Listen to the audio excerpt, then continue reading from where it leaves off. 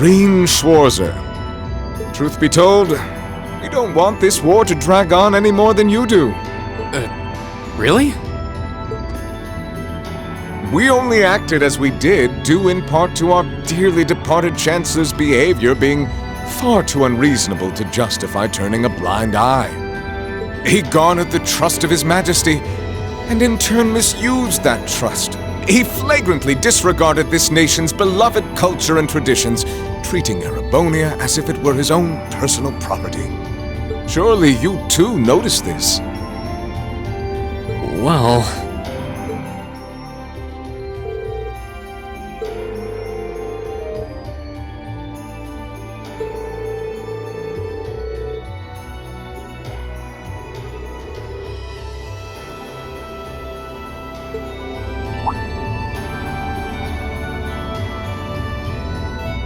But as I said, the cause of our nation's ills is now gone.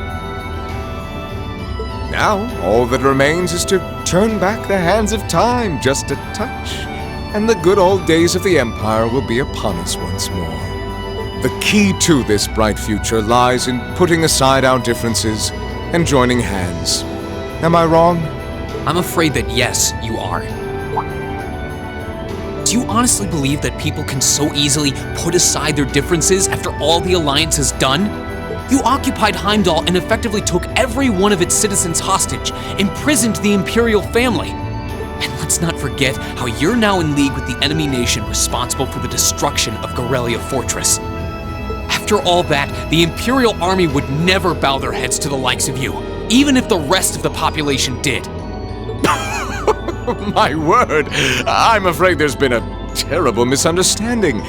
The Imperial family is simply under our loving protection. They certainly haven't been imprisoned. But that does bring me to exactly why I want you to help us. It does? The Azure Knight is already on our side. But if we had your Ashen Knight as well, that would mean we'd have two of the great knights of Erebonian legend to put into play. Couple them with our Panzer Soldats, and the Imperial Army's armored divisions would cower before us. You may not find us winning the war ideal, but this union benefits everyone more than carrying on until our inevitable victory, I don't think it's that simple.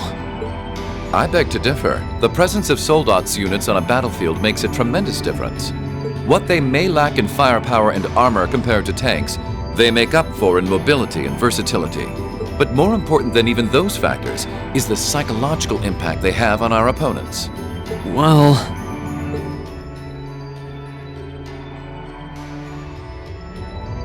We're only human. As such, we are as captivated as we are terrified of giant beings bearing human form. And if that holds true even for mass-produced soldats made with modern technology, it will be all the more true for the divine knights of legend you and Crow possess. Can't argue with that logic.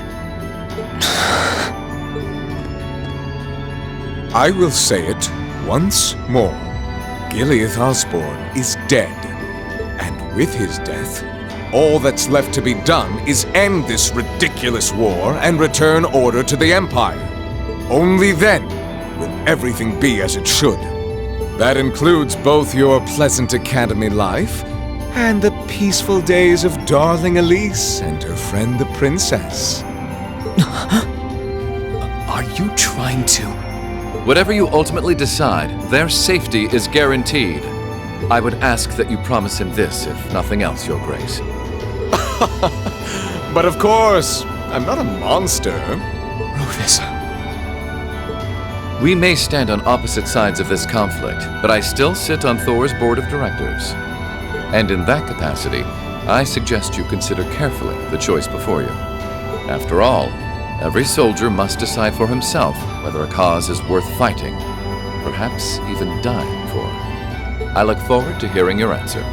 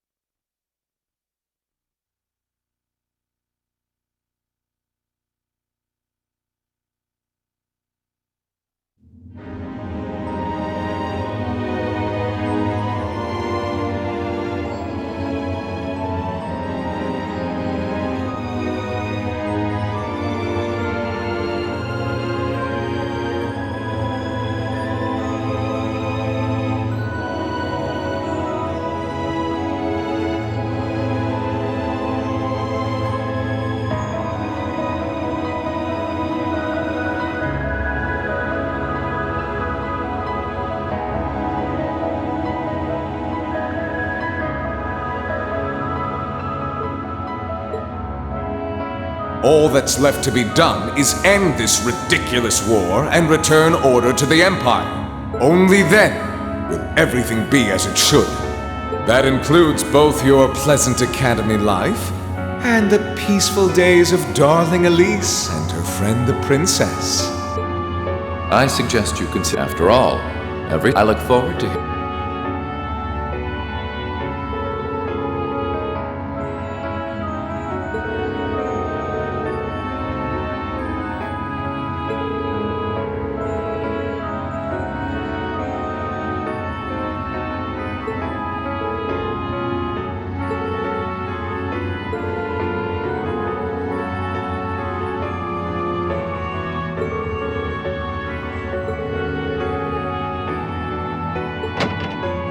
Keep racking your brain like that and smoke will start coming out of your ears.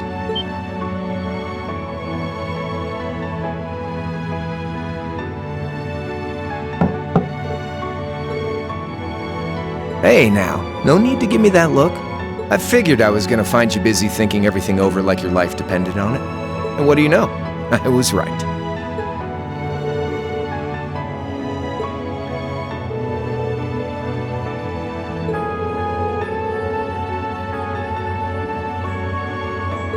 It's tough being popular. If you joined us, I could get away with doing half the work I am now. So come on, stop freaking out about it so much and make a choice.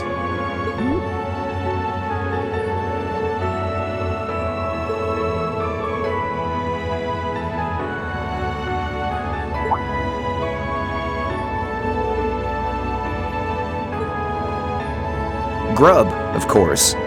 Kinda early, but I brought you your lunch. Mind if I join you?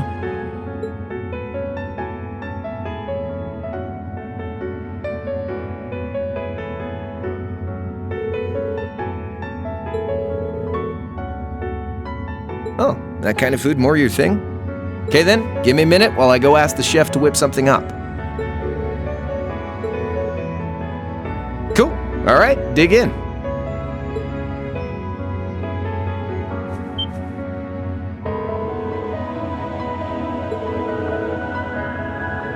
Yeah, they're called fish burgers.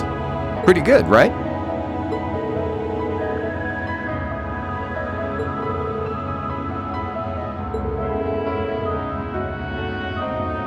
Well, glad to hear it. Guess it was worth putting my cooking skills to the test after all. Was my first time cooking in a while, too. Sharon could probably do better, though. But I wanted to give it a shot anyway. This stuff was like soul food back in Jirai, where I grew up. To think, all the time we spent searching for the leader of the Imperial Liberation Front, and he was right under our noses. Crow Armbrust from the Jirai SEZ. Oh, yeah, Vita was using some weird thing of hers to let you see what was going on, wasn't she? So I guess you saw what happened there.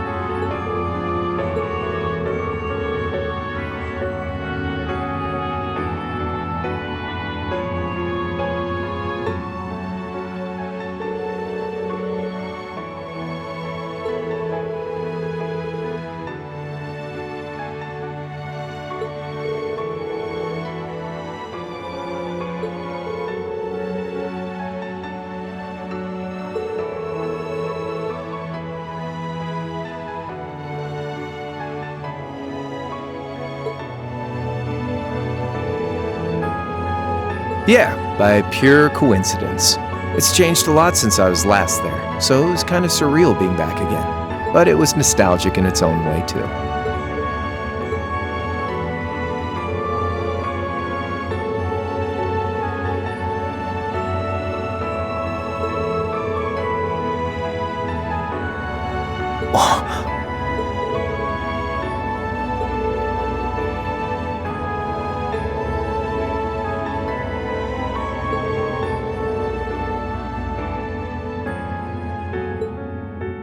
Where's the fun in prying into a guy's past? Save all that talk for your number one in class. Who's the lucky girl anyway? Elisa? Laura? Emma? Fee? And don't tell me it's Milliam, because, you know,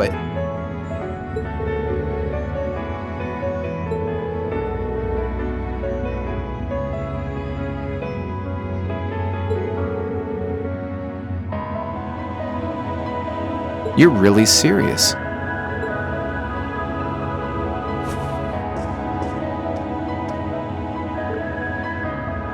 My past really isn't that big of a deal, you know. It's got nothing on yours, that's for sure. If you find yourself thinking that's all when I'm done, well, I warned you. So, you really want to know?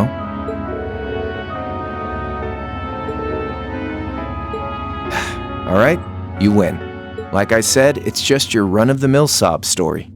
Pick up any history textbook and you'll probably find a dozen others just like it. It's the kind of story that's so common no one bothers to remember it, like it never even happened. Back in those days, Jirai was known as Jirai City. It was a city-state off the coast of northwest Zemuria that prospered through maritime trade with West Erebonia, Northumbria, and Remiferia. It had a population of around 150,000 people, so it wasn't exactly a big place or anything. Because of that, the surrounding nations left it alone and let us live out our days in peace. We were pretty fortunate, all things considered, until about 20 years ago. That was when the Northumbrian disaster struck, and much of the Principality of Northumbria was turned to salt. And as a result, trade on the northwest shore was reduced to virtually nothing. Day after day, Jirai's prosperity started to fade away.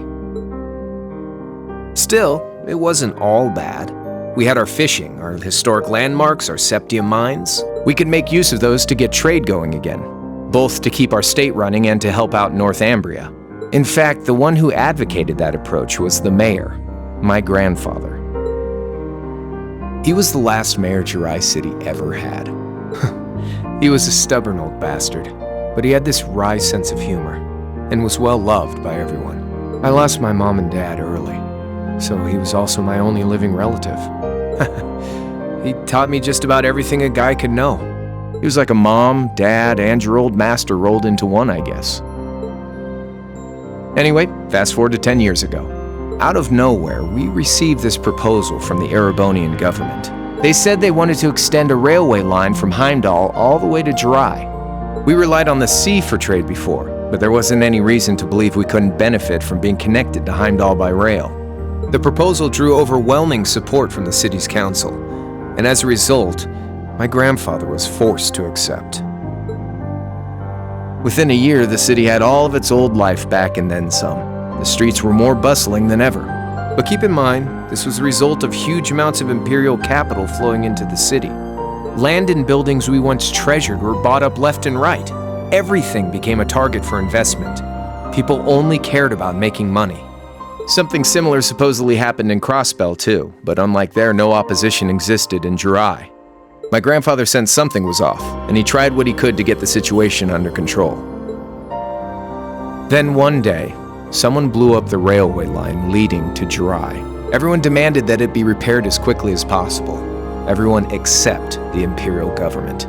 Instead, they panned our national security arrangements for being insufficient and threatened to withdraw all imperial capital.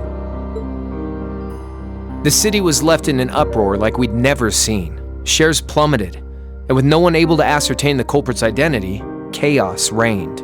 That was when he showed up. Chancellor Gileath Osborne, in his third year as representative of the imperial government, personally came to Jirai. We then received a second proposal. The restoration of the railway and its future security will be seen to by the Imperial Army. In return for our continued assistance in safekeeping, Jirai will come under the wing of our glorious empire and attain even greater prosperity as a special economic zone. The timing was too good to be true, really. Realizing this, my grandfather staunchly opposed the idea. He tried everything he could to convince the city's council to reject the offer. Unfortunately, once you taste the sweet fruit of prosperity, it's hard to want to go back. The council, made up of influential merchants and all their greed, jumped at the offer. And tempted by the elimination of customs, together with the tax breaks from being an SEZ, many of the citizens did too. And during all that, they'd conveniently found a suspect behind the railway incident, my grandfather. He loved Jirai more than anyone, and up till then, its people loved him too. And yet, virtually overnight, he found himself facing the wrath of both the city's council and the citizens alike. Left with no choice, he resigned from his position as mayor, and Jirai formally became part of the Empire. Both of these things happened on the same exact day. That was 8 years ago. Naturally, everyone knew my grandfather wasn't the one who did it. They knew who was really responsible. They just turned a blind eye to the truth. See? I warned you. Just your run-of-the-mill sob story.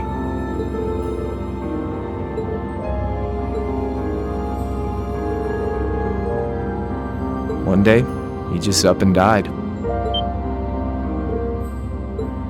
Once he resigned, the whole affair with the railway getting blown up was all but forgotten. He lived comfortably in retirement for about half a year, fell ill, and that was that. He just lost the will to go on, I guess. Like I said, he was the only family I had. I mean, I had plenty of friends even then, but I chose to leave it all behind. I was 13 at the time. I wandered the land, doing whatever I had to get by. That was when I met old Cayenne, who happily indulged my hatred for the Chancellor.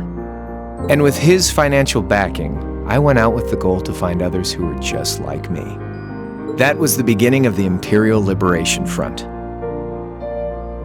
Gideon, Scarlet, and Vulcan were among those I recruited. I'd also met Vita then.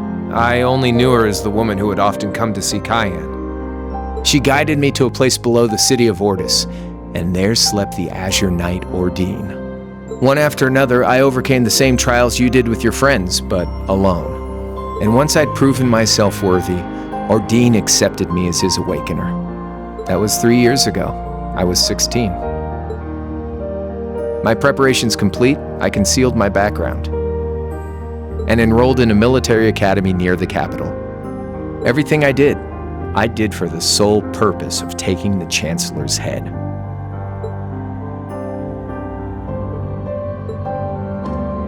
Come on now, what's with the face? You look sadder about all this than I do.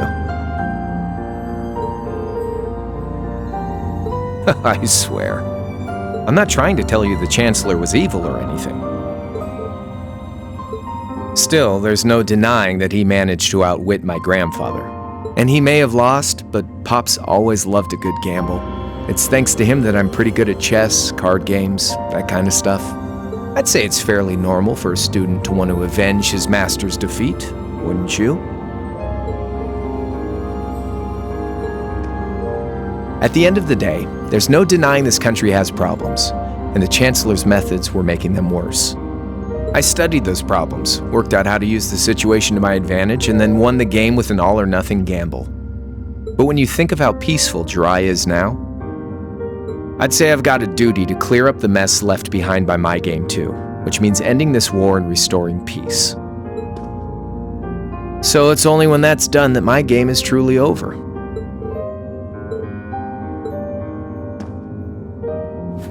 I don't want whatever your decision is to be influenced by my past, okay? Like Rufus said, you need to think long and hard about what it is you're fighting for. For you, more than anyone else.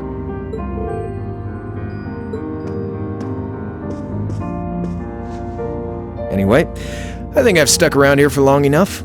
You're gonna be treated as a visitor. Well, sort of. It's about time for the higher-ups to head back to Heimdall, so go ahead and pass the time however you want.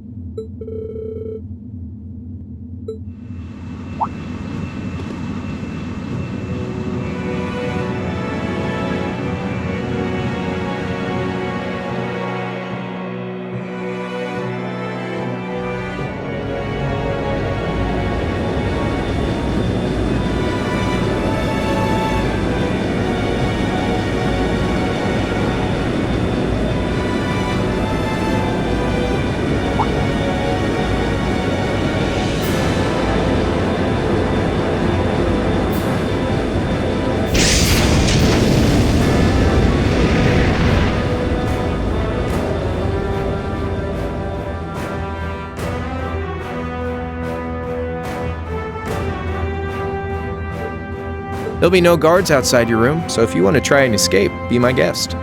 Just keep in mind that some members of Ouroboros and Zephyr are on board too. Not to mention me, Scarlet, and Vulcan. So if you're up for a gamble of your own, get ready to take all of us on.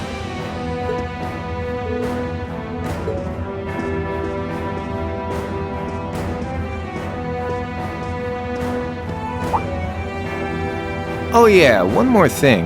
There's this real cute visitor in the guest of honors room on the second floor. I think she'd perk right up if she saw you, so why not go pay her a visit? Just don't go making your girl jealous, okay?